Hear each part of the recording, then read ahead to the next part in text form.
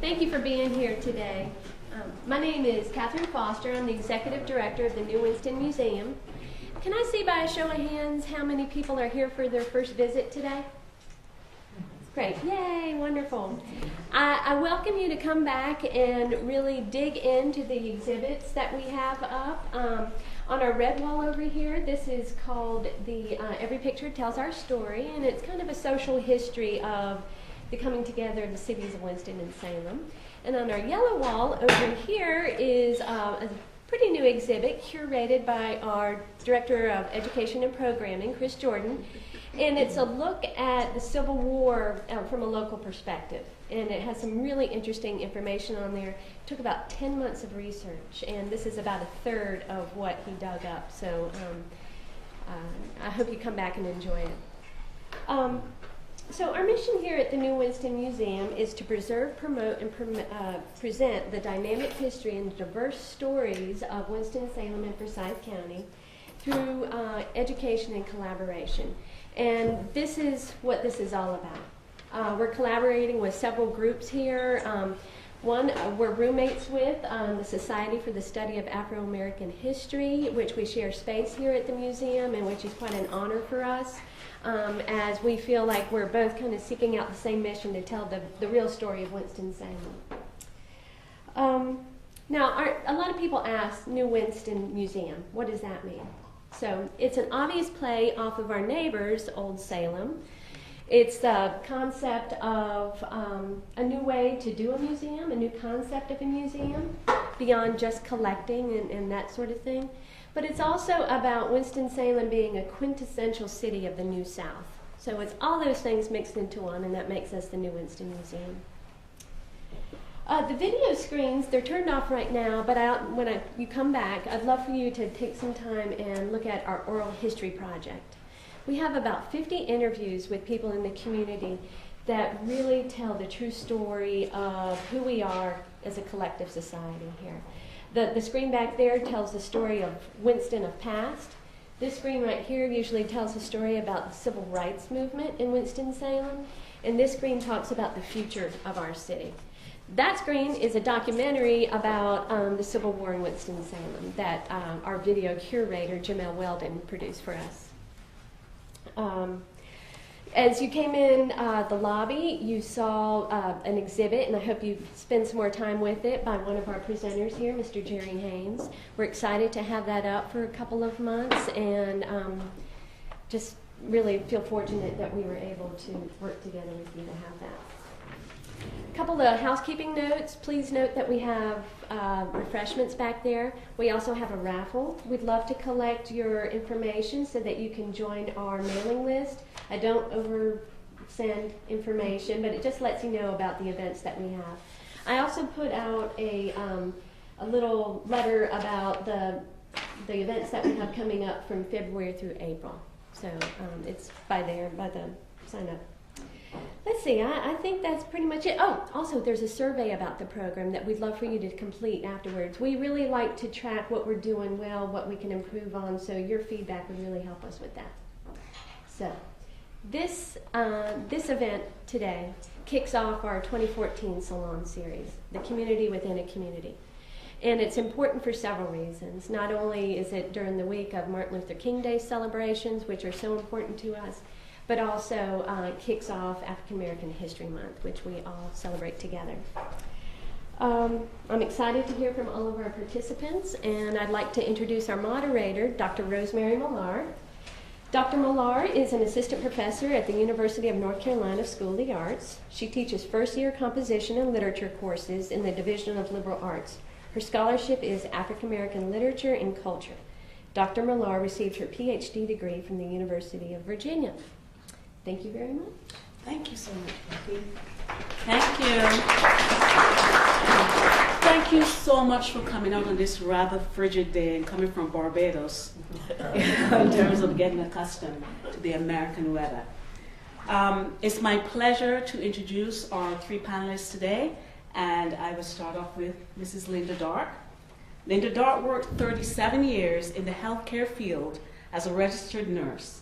She recently retired from Novant Health as a cardiovascular nurse educator with expertise in the area of health grant management. She was the former director of health wellness services at the Central City College campus, HIV educator, and was involved with many facets of community health. Mrs. Dark was educated in the Winston-Salem Forsyth County School System, the Atkins High School. Ever heard of Atkins High School? Atkins High School is a graduate of UACG, our neighbors up the road, and earned a nursing degree from Salve Regina University in Rhode Island. She's married to Arthur Dark of Winston-Salem, a union which produced 2 adult children and in turn 2 grandchildren. Mrs. Dark is passionately dedicated to 2 volunteer organizations, Friends of the Oddfellow Cemetery Restoration Project and Society for the Study of African American History in Winston-Salem. Next is Mr. Jerry Haynes. Artist Jerry Lee Haynes is a native of Winston-Salem, North Carolina. He graduated from Anderson High School in 1967 and then served in the Vietnam War from 1968 to 1970. Afterwards, he attended Winston-Salem State University, where he earned his Bachelor of Fine Arts degree in 1976, studying under nationally known artists, Mr. James T. Diggs, Jr., Mr. Hayward Ober, and Mr. Roland Watts, and Miss Mitzi Shumaki. In 1998, Mr. Haynes began teaching art at the Urban Arts Cartwheel program. His work has been exhibited throughout the country and featured on television and in newspaper articles. His collection, entitled Winston-Salem Legacy from My Perspective, includes 50 phenomenal narrative paintings which dramatize and chronicle the history of Winston-Salem. And I was told to you earlier, 25 of them are out in the lobby. Here's one of them right now. And please come and see. They're amazing, amazing pieces. Last but not least is Dr. English Bradshaw. Dr. English Bradshaw has more than 40 years' experience as an educator, administrator, and independent consultant. He received his BA in political science and MA in American Studies from the University of Hawaii. He also receives a master's in education from Harvard Graduate School of Education and a master's in political science? Public administration from the University of Harvard John F. Kennedy School of Government, and a PhD from the University of Amsterdam, the Netherlands. Not only has Dr. Bradshaw taught and lectured at several colleges and universities, including the Phillips Brooks House at Harvard University, University of Hawaii, and Tuskegee University, he also has a professional administrative career, including his appointment as Chief of Staff for former U.S. Congressman Dwight Fowler Jr. in the U.S. House of Representatives, Chief Administrator for SBA's Minority Small Business Program for the Honolulu District Office, and a manager for Boone, Young, and Associates Inc., which are minority business development centers in New York City and Charlotte. In addition, Dr. Bradshaw is a consultant for numerous charter schools and community organizations to receive startups charters. Please join me in welcoming our 3 distinguished.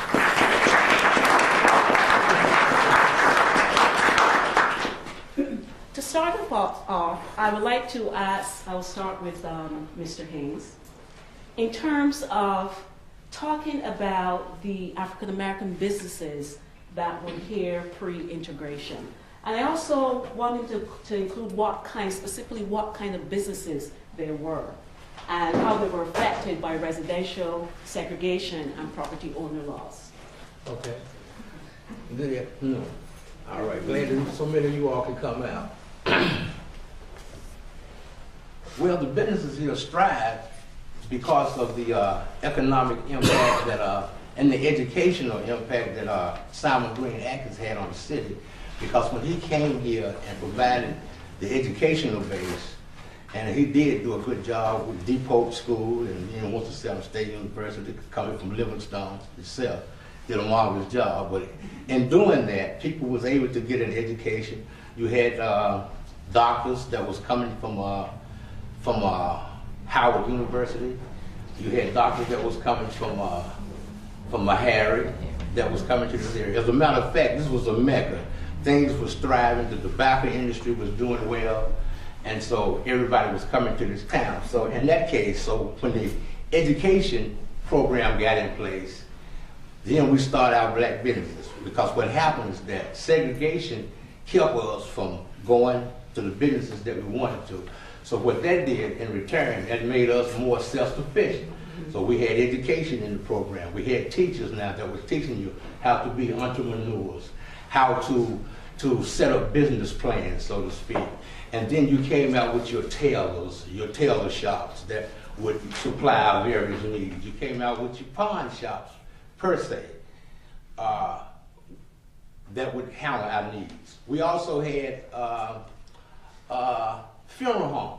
We had funeral homes. We had our own funeral homes. We had our own undertakers, and they used a stray of those that was in the neighborhood. We had cleaners, people that would get their clothes clean. Anything that you wanted, we could find it in the so-called the other community at that time. Matter of fact, our dollars during that time would stay in the community 7 to 8 times. Now we'll be good if it stay a half a day before everybody want to go to the mall. So we had a whole lot of good things that was going on. Business was rapid. People was making money from the regular pop bottle guys to lemonade stands. All that was teaching our kids entrepreneurship, how to look up and want to go to college, want to be brick masons, want to be carpenters, wants to be political leaders. You know, we had a whole bunch of political leaders that started out with Kenneth Williams back in that day.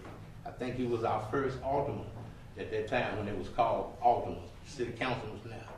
But it was a healthy time for all of us. We had our own hospital. We had Slater Normal that was on the campus of Winston-Salem State back in 1907.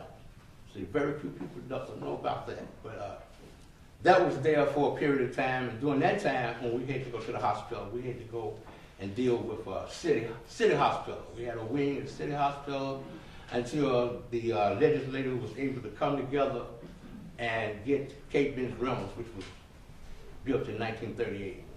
But we had doctors, psychologists, teachers of every, matter of fact, in our public schools and high school, I can remember having my teachers in there with master's degree. You know, we was taught by highly educated teachers during those times that had a direct interest in us at that time. So those are some of the things that are missing out of our community now. But anything that we wanted to have in our community, we had. And it was all for a positive way. We had plenty of churches, you know. East Winston is full of churches. Church on every corner. But those were pleasant times. And our kids developed to be good. We had our own graveyards, you know. After Ravens couldn't bury us there anymore, we started collectively burying our own people in our graveyards and various other places. As a matter of fact, we had 3 graveyards that I can recall. That was Odd Fellows, that was Evergreen, and of course Happy Hill over here, which was our first graveyard adjacent to the Moravian community. But it was a pleasant time in Winston, and everything was very self-sufficient. Now I would love for that self-sufficient to come back to East Winston without the segregated attitude, you know. It's always good to spend your money across town, but it's good to spend it in town too. Right. That's an amazing history of things that we didn't know, in terms that even within the times of segregation, that there was a self-sufficiency that was in there. Dr. Bradshaw and Mrs. Dar, is there anything you want to add in terms of the businesses and the effects of segregation and the different kinds of property ownership, because one of the things was to prohibit or limit, you know, black property ownership? Well, my mind is racing right now because I'm so passionate about this. So I hope that I can settle my brain and my tongue to coordinate it. But yes, everything that Mr. Haynes said was true, and the theme is perfect. A community within a community, because you know, I guess I grew up during the time of the civil rights movement. We marched, we protested, we went to the churches, we sang. Dr. King actually came to Winston, to the church that I was a member of, Golden Metropolitan AME Zion Church. That was a highlight for me. I got to see him for real. And I was amazed at how short he was. And I've heard stories about how he didn't like his height. But I was just amazed because his voice and the way he put words together just put me in a trance. I couldn't believe it. But it's definitely an engaged community. There were businesses, everything that he mentioned. And I'm here representing the Society for the Study of Afro-American History. And I'm going to put in a plug if Ms. Foster doesn't mind. But we finally finished our annual historical calendar. And this year, and Mr. Haynes alluded to this, we had our own hospital, Kate Bidding Reynolds Hospital, which was certainly a community event. But of course, the Reynolds played a large part in that. Mrs. Gloria Diggs Banks has a calendar. Hold it up. They are $15, and you can certainly purchase one. To sell if anyone. But we focused on the medical community, and we wanted to recognize the current African American physicians, retired physicians, but also those who have gone on before. And there's a whole page. There were so many. We had to use a very small font because there were so many of them. And people came to Winston-Salem to practice here because at that day and time, African American doctors were not allowed to have privileges anywhere else. So Howard University, Meharry in Nashville, Tennessee, there was a medical school at Shaw. It drew all of the people to Winston-Salem. The tobacco factories drew people from South Carolina and further south, and Virginia and further north to come here to work because you could make a living. I guess if I had, and I'll just say this and then I'll close, excuse me, but I guess if I had to give you an anecdote, it was apparently very easy to sell in those days. My grandfather was an entrepreneur as well, and I am told, I did not live back then, but I am told that he used to gather in bulk toilets, bathroom toilets, and put them on the front yard to sell. And people bought them. But I guess my grandmother just hated that. Because this was on the front yard. But that's the story that was told. And people did whatever they had to do. They hustled, to become a part of citizenship and the economic vitality of the city. Oh, I just wanted to say thank you for inviting me to come and speak with you and come back home again. I was here, it was reported on 95 years ago, I think. Just kidding. But it was a long time ago. But I came back here about 3 years ago and did, after fighting my windmills and came back home. But I didn't recognize the place. My goodness. I had to get a GPS to get from 14th Street to 25th Street. And I was looking for 14th Street School and all I saw was a tombstone. But used to be 14th. So I just want to also elaborate on the community within the community that we were speaking of. And I want to ask a question. How many of you have heard of Horizons Recreational Park and Horizons Residential? How many of you have heard of that? How many of you know what that used to be? I knew it used to be an orphan home. Okay. And I knew the man, I don't know whether he was the first, Mr. Crutcher. Oh, But that's you way do go back. back, way back. He was the second, he was out there in 1928.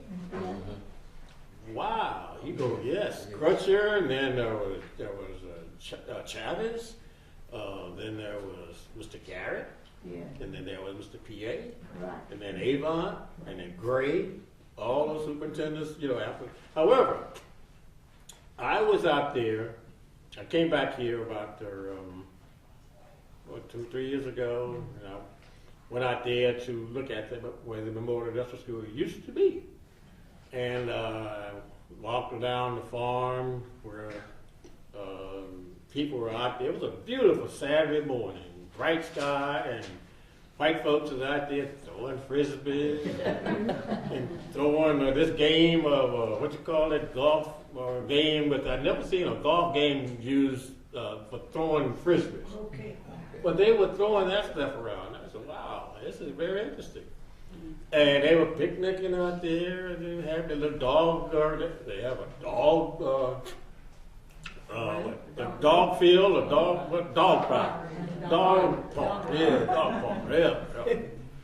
And I was walking around there, and I said, walked up to a white couple, and I said, "Did you folks know what this used to be?" "No, it's beautiful, isn't it?" I said, "Yeah." "Okay, well," then I said, "Well, I used to live here."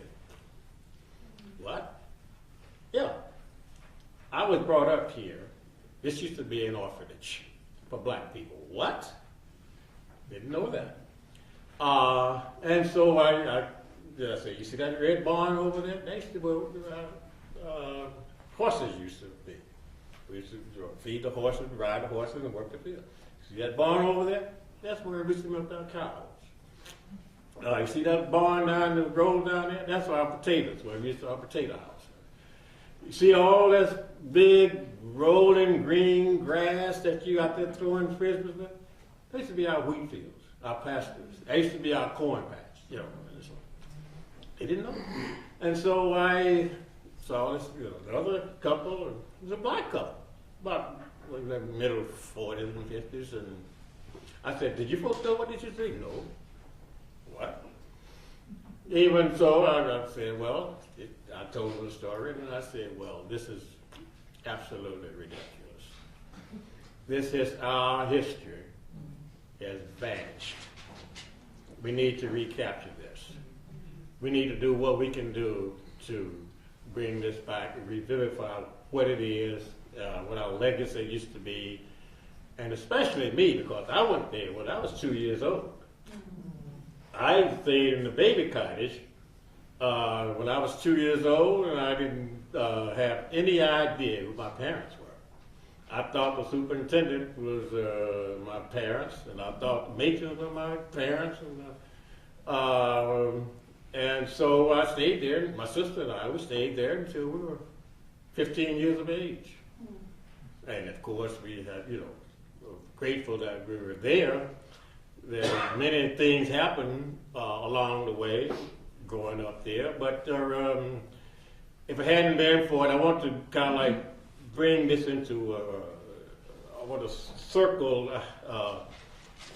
some of the history, and I hope I'm not being too overindulgent here, but I'd like to kind of like, in a very broad fashion, to paint some images and historical images as to how it started. As a matter of fact, I've written a book about it. Copies of the books are available in the back. It's called Suffer the Little Children. We're in the process of revising the book, and also there's a documentary that's being made, historical documentary that's being made, and that will be completed by the University of North Carolina School of the Arts, doing a movie. We're also doing we're going to do an Institute Oral History project to recapture some of the individuals that are still alive. They're dying off real fast. Like I say, I'm 95 years old. And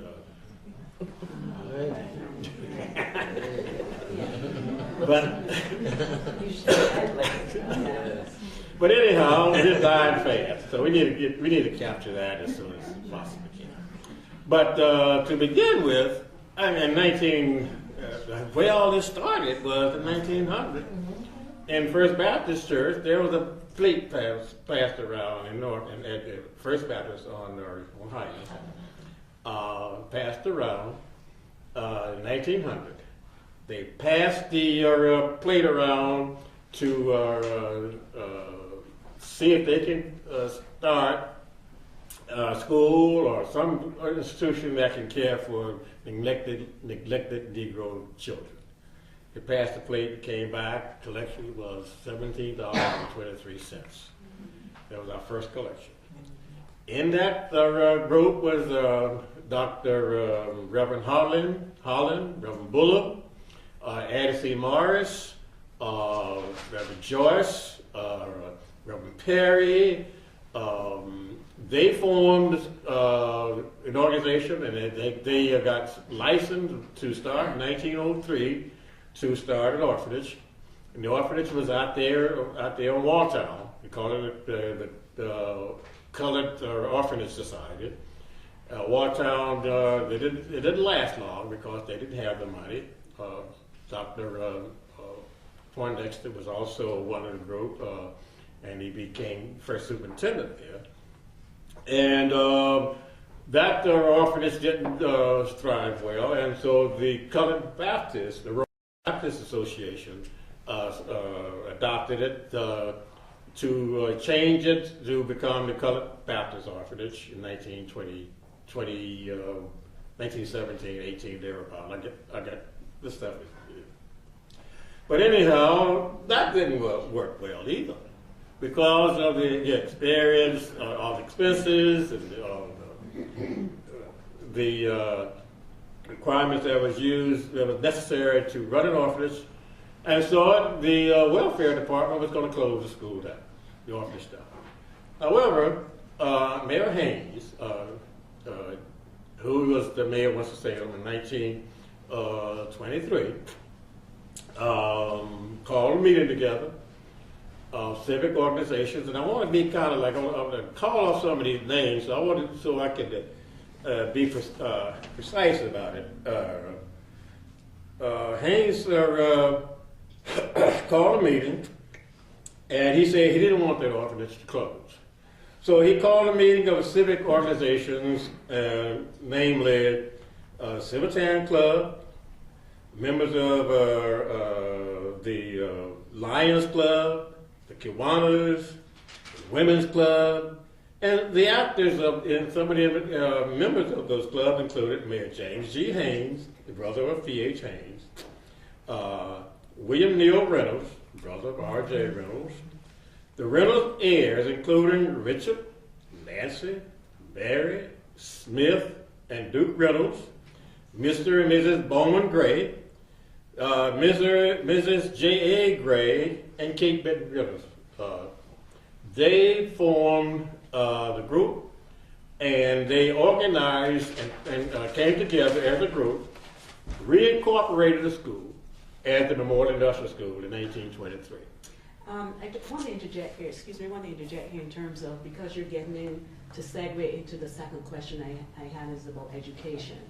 And perhaps starting with you again, Dr. Shaw, in terms of telling us about the type of education that the African American community had, because you know the idea of having quality and equal education. Then with Plessy v. Ferguson, which the separate but equal doctrine didn't necessarily say that it would give you quality education.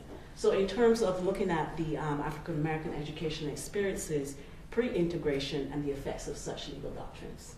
Sure. Well, I could all reflect on my little community within a community was in the Memorial Industrial School, and then after that, of course, I left there in 1951,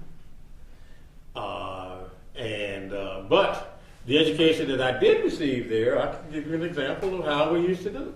We had 3 rooms, first, second, and third grade in one room, third, fourth, and fifth grade in another room, and the fifth and sixth grade in another room. We had one teacher, Mrs. Henderson was one, from our first, second, and third grade teacher. Ms. Williams used to be out for it, and and out later on, Mr. Carl Roosevelt Martin. Boy, oh boy. I remember you know Mr. Martin. Well, Miss Henderson used to say, okay, in the first row, we will sing, and we will read our books for today. Our reader was Nancy and Bob and Mac. See Mac run, see Mac run. Nancy said, come. Bob said, come. Put your head on the desk and go to sleep. Then go to the 7th grade. Jack and Jill went up the hill to get a pail of water. I said, that didn't make sense. No water run uphill. So we're going up there to get something else. I said. But anyhow, we did that. And we did after we did that, they told, put your head on the desk, go to sleep, and be quiet, and go to the 3rd grade. Timothy the reindeer jumped over, no, little Jack Horner sat in the corner, eating his pudding pie, stuck in his thumbs, and pulled out a plum and said, what a great boy am I. And Timothy the reindeer, okay, we did 1 + 1 is 2 and all that. Anyhow, I sat there for 3 years. And so when I got to the 3rd grade, and they wanted me to read the 3rd grade reader, and I read all that stuff, and they said, wow, how'd you know all of that? Are you reading? I said, I've been sitting here for 2 years listening to the same thing. And so after we got to the 3rd grade, the 6th grade, then we had a bus to go to Pioneer Grove School.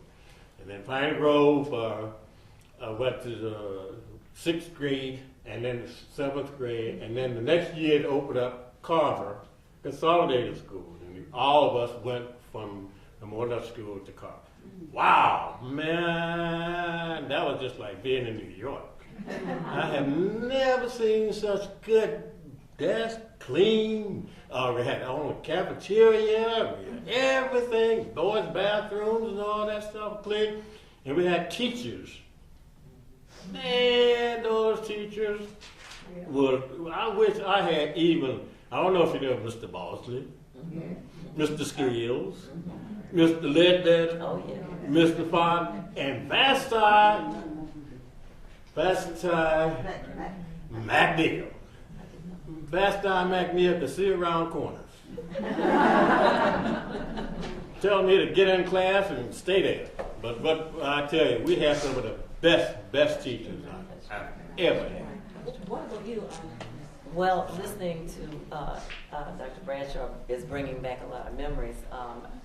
What I would like to address is for the segregated high schools that we grew up under. And anyone of my generation, or I guess maybe a little bit older, because when I left, that's when integration started to happen more frequently. But there were 4 black high schools: Atkins High School, the Atkins High School, not the Atkins Science and Tech, which is on Old Greensboro Road. The Atkins High School, the one that Simon G. Atkins opened, I think in 1931. Then there was Carver, there was Anderson, and there was Paisley. I believe it was those 4. Those 4 all black high schools had a tremendous tradition, and in sports and academics and everything. You had your Mr. Carl Martin. We had Mr. Togo D. West, who was a former military person, and he ran that school as if it were a military installation. Speaking of the excellence, we had excellent teachers. Togo West Jr. went on to become the Secretary of the Army, I think back in the 90s. But we did have excellent teachers, and I can corroborate that because downstairs in the storeroom one day, getting dust all over me, I'm looking through some of the pictures and some of the artifacts that we had, and there was a certification booklet. Someone from Washington, D.C., some group came down to evaluate the teachers. I think this was in the 40s. And I could read each and every teacher's evaluation. And a lot of these teachers I knew: Denby Hobson, Carl Martin, many of the people that I knew were named in this document. They were given excellent ratings, but the science laboratories lacked, blah, blah, blah. The books lacked, blah, blah, blah, because they were basically secondhand. So the statement was made that the teachers are doing the best they can with what they have been given.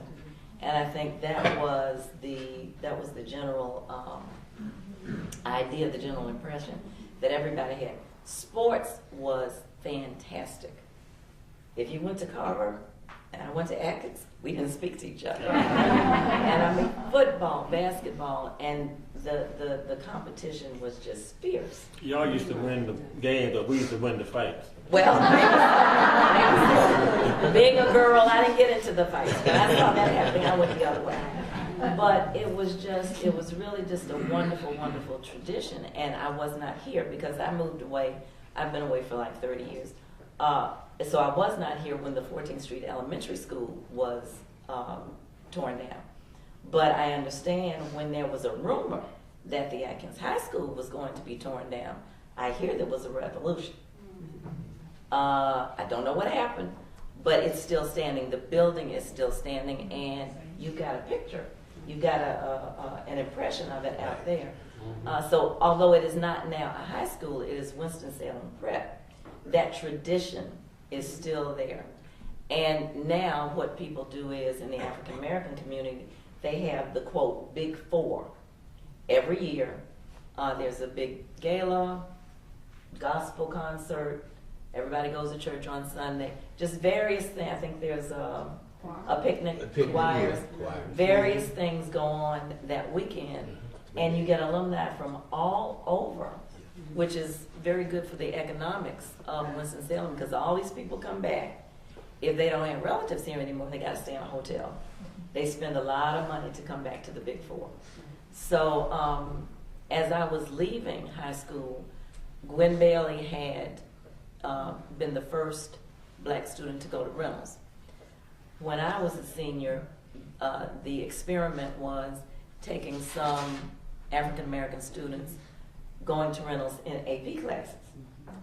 I have no idea why I agreed to do this, but I got put in an AP class of chemistry. Now I'm a biology major. I was the only female. Not only was I the only black person in that class, I was the only female in that class. So for one semester, nobody spoke to me. The guys didn't speak to me. I didn't want them to speak to me. I didn't speak to them. It was very frightening. But I understand that, after I left, it was a successful program, and more students went there, and then, eventually the barriers came down. And Mr. Hayes? And I must let you all know, especially you camels that are in here from Atkins, Yeah. that Atkins derived out of Columbia Heights. That's right. Remember that? That's right. Columbia We remember Heights that. was the high school. And they took the colors from Columbia That's Heights. right, they did. That maroon and gold. So when you all are in conversation with people that went to Anderson in terms of the big A and the little A, I go back home for real and say, look, we was Columbia Heights, baby, until Albert Anderson died. So you can't walk around here and claim that. That's right. In terms of the conversation that was here, we talked about the black community. Can we elaborate a little bit more about that in terms of describing the African American community before integration, and also their relationships with the other white communities, and of course with Old Salem community? So if you can elaborate on the community. Well, my feeling was, and again, I came along during the Civil Rights Movement, so Dr. King was on one side. Well, no, I won't say that. Dr. King was a voice. Malcolm X was a voice. The Black Panthers were a voice. There were lots of voices at CLC. I can say during that time, at least this is the way that I felt, that was the one time I remember that the African American community really came together as a unit. For instance, after 9/11, September 11th, the United States came together as a unit. And you would see flags flying from houses who never flew a flag at Memorial Day or whatever. But that incident, as tragic as it was, brought everybody together. The Civil Rights movement, for me, I saw it bringing everybody together in the African American community. And there were many non-minority people who joined as well. So for me, it was a unifying time. A lot of my older relatives say that they saw education going down when integration started. But, and I don't know if that's true or false, that's opinions. I think obviously, there's a lot more opportunity. You know, my children have gone places I would never even think about going, never even heard of the city or the country. But it was a time of change, and nobody likes change. Black people don't like change. White people don't like change. It's scary. It's very scary. It's an unknown. But being in Winston-Salem during segregation, I felt very protected. Like Mr. Haynes said, we had doctors, lawyers, judges, fire departments, ambulances, funeral homes. We had all of that. So you didn't need to go outside. We had movie theaters. When we went to the Carolina movie theater, which is now the Stevens Center, we had to go all the way up to the balcony, 100 steps. Oh yeah, boy. We used to have fun up there. Oh yeah, We yeah, did. we did. We did. It was a lot of fun We going did. on up there. Because you could throw popcorn. So No water was down the But that was the only time I went outside of the black community. I had no reason to go outside. So I felt very protected. And it was truly the village raising the children, because Mrs. Graham would call my mother. Do you know what happened? That's right. Or, you know, That's right. somebody else would call my mother and say, you know, Linda did so-and-so. Your teachers really cared about you because they saw you on Sunday at church. Yeah. They saw you in the grocery store. They saw you wherever you went. So you had about 17 mothers and fathers. Yeah, I have a kind of like another little insulated version of what was going on before integration, because I lived in a very isolated upbringing in the orphanage. That's true.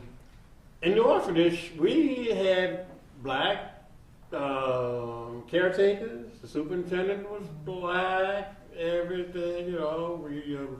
We went to black church. We went to black hospital. The only white people in our lives were the judge, the sheriff, the doctors that came out there and stuff there. I used to. Oh, and the dentist used to come out there and put that old thing without numbing digging in our mouth. The farm overseer was white, Mr. O.G. Redwatch. Ooh, that man, devil incarnate. He used to chew his tobacco, and he spit tobacco, and the tobacco juice used to come out the side of his neck. We used to call him redneck. That was the first time I heard redneck, and we'd be picking the baskets of peas, and we'd be sitting over there picking up the corn, and he'd walk up to it. Get out! I fall into the back. He was just mean, man. But all of the stuff that we insulated from all of the segregation outside the orphanage, because everywhere we were supervised. And however, we did have a very, very good support system, and we respected the white authorities, not from a yassa boss kind of a thing, but yes sir, yes ma'am, thank you very much, that kind of upbringing, that, you know, to be respectful, and that's the way we were brought up. But then after I left there, and because I ran away from that place a few times, they put me in the foster homes, and I remember I was sitting on the porch of my foster home parents on May the 17th, 1954. I was sitting there swinging. I saw that the new Winston-Salem Journal came out, and headlines: integration. The schools are integrated. White people going to be, all blacks go to this school. Anyhow, I said, wow, white people and black people going to go to school together? said, wow, I'm gonna be dating little white girls over there. I was waiting to go to, want to go to Reynolds. Because I want to date some little white girls. And sure, we went to Carver, of course. Then I left, graduated from Carver and left. But I didn't have that much of a post-civilized, civilian upbringing and integration because I left and went to Hawaii and became Mr. Rainbow. Right. And Mr. Hayes? Yes. During that time also, we had a community environment, a village, really raised children there. I can recall as being a kid myself, and I had to go 15 blocks from my neighborhood if I was going to do anything that was out the way. Because you had Miss Ann down there who's going to tell you, hey boy, now you know better than that. I'll give you a spanking and tell your mom and daddy I gave you a spanking. And you had some discipline and you had respect for one another. And when you was hungry, you was fed.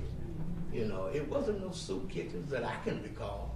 If somebody came to my parents' house back then and bought some sugar and some bread, then my mama might go back there and pick up some beans and something else and say, hey, you take this. Say, I don't have any beans or sugar or whatever. It was just a pleasant time. And a lot of us didn't really realize that we was poor. See, that was the thing about it. It was so governmental among the community. So much respect was among the community that even when the young guys would be doing the dozens, and when they walk by a church, everybody, be quiet, man, be quiet. No cursing in front of the church. Now, when we walked past the church, that was a different program. But you gave respect. You know, you had respect. Hey, Mr. So-and-so, and hey, Miss So-and-so. And we don't have that now. And there's something wrong why we don't have that now. I just wanted to say a little something about segregation prior to the time of your being. I lived in Columbia Heights neighborhood, and it was secluded, more or less. You hardly ever went out of the neighborhood unless you rode the bus to Safe Bus, by the way, to go downtown to shop, and which was rare. And most of my upbringing was around Winston-Salem State Teachers College at that time. They had all the cultural programs, lyceum programs, so I got to learn a lot about musicians and all type of artists. Saw Roland Hayes and W. Du Bois and Thurgood Marshall. I don't mean Thurgood, Howard Thurman, and different people like that. So I got a very good education also outside of the school, which the schools were very good also. Thank you. And to add, when I went away to the military, and when I would hear other people, other military guys that was in the service with me would talk about, yeah, in my town we would ride in the back of the bus. I said, I don't ride in the back of the bus where I stay at. They said, where you stay? I said, Winston-Salem, North Carolina. I said, look on them pack of cigarettes and see what you say. That's where And then I would say, why you don't ride the back of the bus? I said, because we own our bus station. And during that time, it came out from the Ebony when I was in there. And I took it to all of my people to show them. I said, this is where I'm from. We don't ride in no back of the bus there, unless it's by choice. Linda, briefly? And briefly, and then I'm going to call on Diane. I wanted to tag on to something you were saying about the discipline. Right. Because when I was little, I don't even remember the age, but my father had a pool room. Actually, my grandfather had a pool room. And so after school, I would go and sit on the stool in the pool room. All men. Right. All men. And I just thought it was so neat when they came to buy a soda pop, I would go to the ice box, not the vending machine, but the ice box, stick my hand in the ice, and and then they would pay my father or whoever there. Okay. And there was a man who was like the manager, High Point. I don't know what his name was. Everybody called him High Point. Nicest man you'd ever want to meet. Now you can't do that today. Have a female child in a pool room and not worry about something happening that's tragic. But that's the way it was back in those days. No one was concerned about me. It was fine. And Diane, you had a question. I wanted to talk a little about education. Going back to the 1890s, there were public schools for black people. There were depot schools. Okay. And when we finished what was basically the 8th grade, you went to Slater, which was a normal school. Which, as a result, there were primary schools, there were schools. My grandmother, whose picture is over there, taught in Bellevue. There was Piney Grove. So there were little black schools all around. Now, to talk about integration, my first memory of an integrated situation, Linda and I both went to Catholic school here. The reason I went is because I had a relative teaching in every school and I got put out of first grade. But the nuns were very much part of that East Winston community with the school and the church. They came in 1946, and it's my understanding that the priest had to have permission from the mayor to live in East Winston as a white person. But the nuns came a few years later, started the kindergarten, and there was a 5th high school, St. Anne's Academy. Yes. That closed because the bishop wanted Bishop McGinnis to be integrated, and therefore the Franciscan nuns closed that school. And that's when Bishop McGinnis, I was in the last graduating class, but that had to be 1964. Right. Thank you for that piece of information. In terms of, let's see if for the last question, if we can also have some interchange with the audience as well. Because the last question, and I hope that it connects to what you want to say, is we're talking about the last question about integration and so on. How far have we come in terms of integration, you think? Are we integrated now? And in terms of what effects integration had on the topics that we talked about before, in terms of businesses, in terms of education, in terms of the community, and so on. Well, I think Sunday morning tells the truth. You know, if you want to know if the city is one, just look around on Sunday morning and see where most of your people are gathering at. And that, to me, that speaks for itself right there. And my name is Catherine Austin Gohan. I am a retired major from the United States Army, also a registered nurse, and also a minister.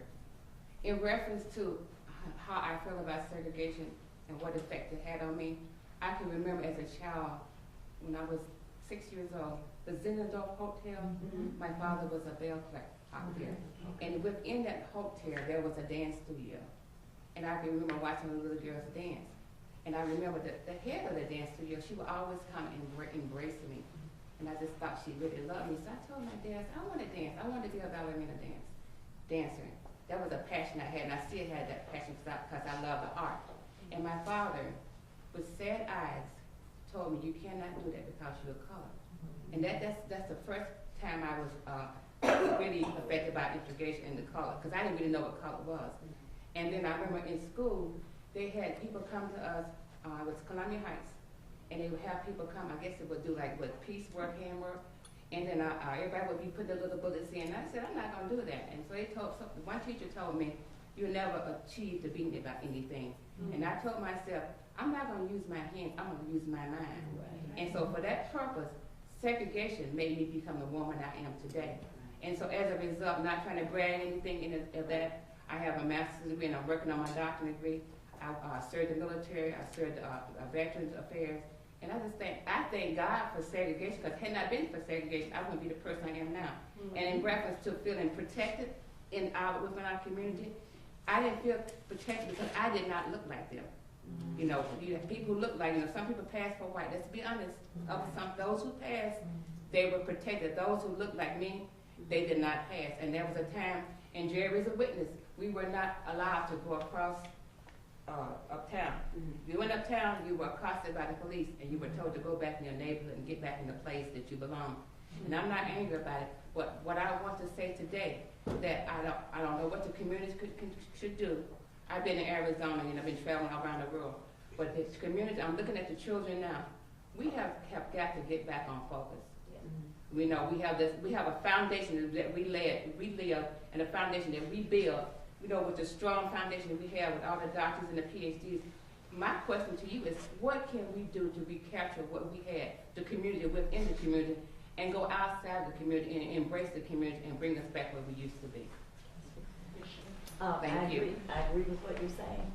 And I think, and this is something that our church has been dealing with, because our pastor's motto is going beyond the sanctuary. And I think you can't really be a Christian today if you're going to stay within those four walls. So I think personally we need to go back to, it takes a whole village to raise a child. My children are grown, my grandchildren, they're okay. So I'm trying, I don't want to say I'm trying to raise other children, but I'm trying to help other parents when they need help. And you know, we've got to do things. For instance, there is a tutoring program at the Roscoe Anderson Recreation Center. I haven't been there yet, but my understanding is you can just go in and you can tutor kids after school. Those are the kinds of things we need to do, because I think for all of us, particularly people like Dr. Bradshaw, education is the key. If you get your education, you'll figure out a way. If it's too high, you'll figure out a way to go above, go below, go around, do something, go through a window to get what it is that you want. So we've got to get back to the Miss Anns and the Miss Grahams and Miss Camps and all those people who told on us. We can't spank other people's children now, and sometimes you can't even approach other children now. But if you can build a relationship with a young parent and get them to understand you have their best interest in mind, then you can get to the children. But we got to meet people where they are. We can't judge them. We can't put our opinions on them. And let's face it, they have come up in a different world from what we came up with. But we've got to start raising other children who are not blood related to us. I'll open it up. On this note, open it up to the audience. A couple of questions. Unfortunately, we just have about a couple minutes or so before 1 o'clock. But I think that do we have time that if anyone wants to stay after 1 that they can? Yeah, sure. Okay. Yes. Well, I would just like to absolutely affirm everything you just said in that last part. Yeah. I'm new in Winston-Salem. I live kind of all over, and my dad was in the military, so when we started out in South Carolina, and my sister was bused into the black schools because the Marine Corps didn't want the white schools on base to be segregated. They didn't buy that in the early 50s. That I was too young to know that, but she started there. I wound up in San Francisco, where my high school was 1/3 black, 1/3 white, 1/3 Asian. Right.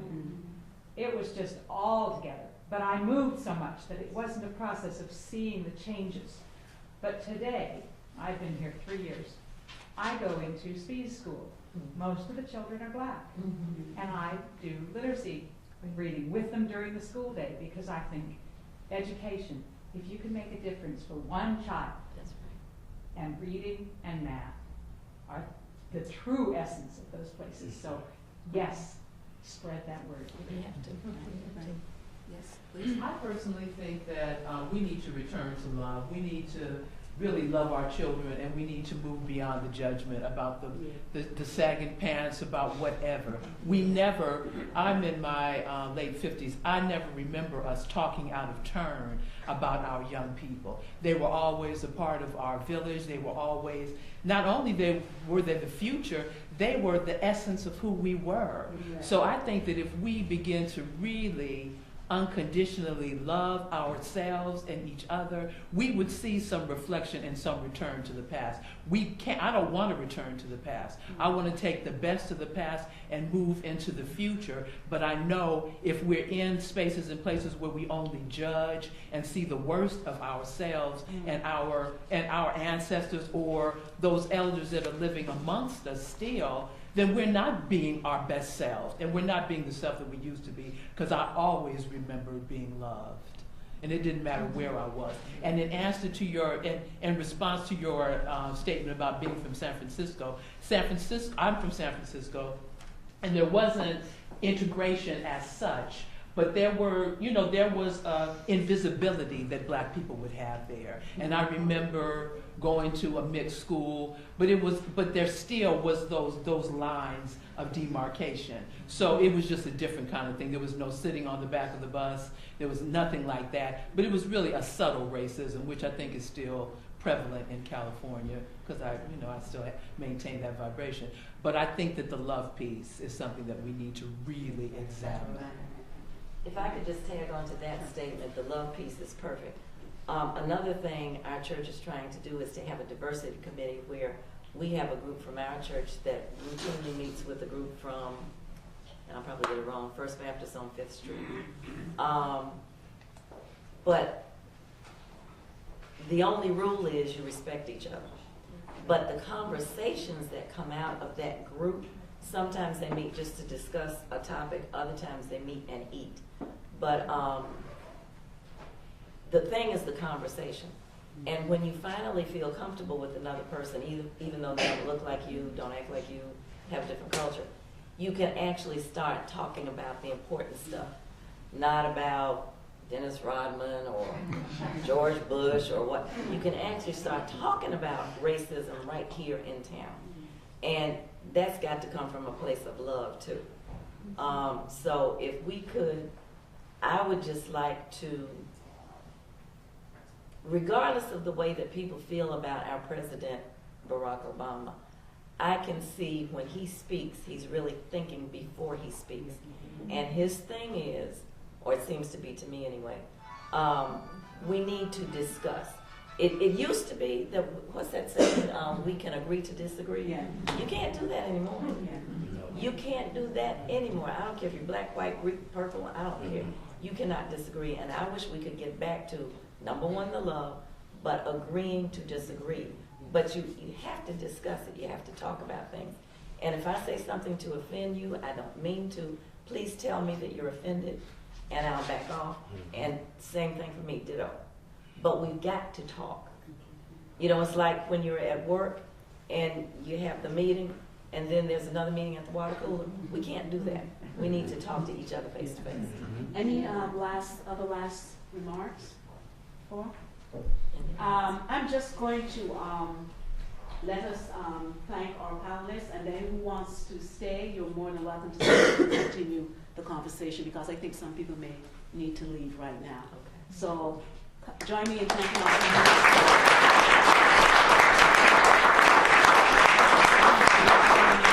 And yes, the question, there was a question? Yes. I just wanted to introduce myself and ask a favor. My name is Anna Rooney, and I'm the managing director of Peppercorn Children's Theater. And we are working on research for a play about Five Rail. And if anybody has any history or story or connections with Five Rail and the community and the education there in Ronaldo Village, I would love to get your contact information and ask a couple questions and this is the perfect group of people, this community within a community, and that was one of the groups really at the beginning, right at the turn of the century. So please, when we're all done, introduce yourself to me. I'd love to get your contact information. Thank you. Mrs. Diggs? No, I was going to speak to you about it. Yeah. But I wanted to, because Linda had kind of interjected to me to ask you about the last question in terms of how far we've come integrations, given that you've had that experience of both segregation and then integration experience. I think we've come a long way, but we still have a lot to do. Basically, it's mental, a lot of it is. Yeah. And each of us has a task to see what each of us can do to help. Thank you. Any other, yes? Hi, thank you. This has been just really fascinating for me. My name is Mike Wakeford. I teach history up at the School of the Arts in college now. And, you know, I've been really intrigued by so many comments here that that acknowledge that great loss has come with great progress. You know, hearing a lot of laments about the decline of community, and maybe that's a truism of history generally, that progress doesn't come without cost. But just to kind of connect that to the very last comment about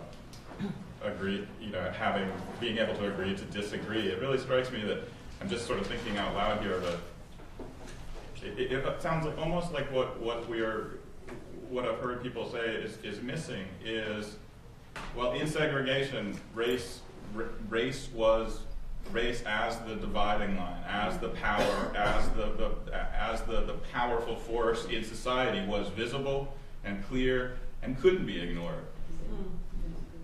And around that kind of divide, real separation took place, but real conversation had to take place too, because there was no hiding it. And I just think about that today, and I think this just affirms your last comment. When you try to talk about the real dividing lines today, say class, you get shouted down as being un-American, you know, and that's, you know, that may be where community is reforged, a community not reliant on race, around class. And of course, if we ever were able to talk about it openly again in our society, that would be about the most powerful homage to Dr. King that we could make, because he died at the doorstep of a working people's movement, and recognizing that love had to be race couldn't be the sustaining feature of his movement. It would have to be love and a recognition of the economic factors at the root of it all. So anyways, my thoughts notwithstanding, thank you so much for this. Thank you. Any other questions or comments? Or? I think I want to thank all of y'all so much for being with us today. I think this definitely calls for a part 2, and I hope that all of y'all will be a part of that. Maybe we can even make our panel a little bit larger, because I think there's so many voices in our community that need to be heard. So y'all are welcome. We are open till 5 o'clock. If you want to sit until 5 o'clock, we can. But thank y'all so much. Thank you. And also a reminder that Mr. Hayes' work is in the lobby. Here's one right now. And I'd also like to say that there are some books available there on the back table. You